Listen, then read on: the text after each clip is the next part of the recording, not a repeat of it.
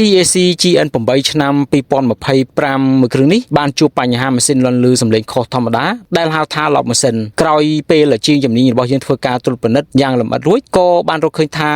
រថយន្តមួយគ្រឿងនេះត្រូវការរើម៉ាស៊ីនចេញទាំងមូលដើម្បីធ្វើការជួសជុលនិងផ្លាស់ប្ដូរគ្រឿងខាងក្នុងមួយចំនួនដែលខូចដោយសារតែបងម្ចាស់រថយន្តមានទំនុកចិត្តនិងជឿជាក់លើគុណភាពការងាររបស់ AL តូយើងបងប្រុសសម្រាប់ចិត្តប្រគល់ការងារជួសជុលដ៏សំខាន់នេះឲ្យក្រុមការងាររបស់យើងធ្វើការជួសជុលតែម្ដងភ្លាមៗនោះជាងជំនាញរបស់យើងបានចាប់ផ្ដើមទម្លាក់ម៉ាស៊ីនចេញពីរថយន្តដើម្បីធ្វើការដោះបំបែកគ្រឿងខាងក្នុងជួសជុលតាមបច្ចេកទេសត្រឹមត្រូវគ្រឿងដែលខូចត្រូវបានផ្លាស់ប្ដូរចេញនិងជំនួសដោយគ្រឿងថ្មីដែលមានគុណភាពខ្ពស់ការងារលើផ្នែកម៉ាស៊ីនបែបនេះមិនមែនជាការងារស្រួលនោះទេវាទាមទារទាំងបទពិសោធន៍ជំនាញការអត់ធ្មត់និងភាពល្អិតល្អន់គ្រប់ជំហានព្រោះគ្រប់ចំណុចសុទ្ធតែមានសារៈសំខាន់និងមិនអាចធ្វើប្រហែសបានឡើយបន្ទាប់ពីការជួសជុលនិងផ្លាស់ប្ដូរគ្រឿងរួចរាល់ជាងយើងបានធ្វើការតម្លើងម៉ាស៊ីនចូលក្នុងរថយន្តវិញព្រមទាំងធ្វើតេស្តនិងពិនិត្យលម្អិតអំពីដំណើរការរបស់ម៉ាស៊ីនម្ដងទៀតជាលទ្ធផលម៉ាស៊ីនដំណើរការបានរលូនស្ងាត់លែងមានសំឡេងខុសធម្មតាដូចមុនហើយរថយន្តអាចត្រឡប់មកប្រើប្រាស់បានដោយទំនុកចិត្តឡើងវិញបាន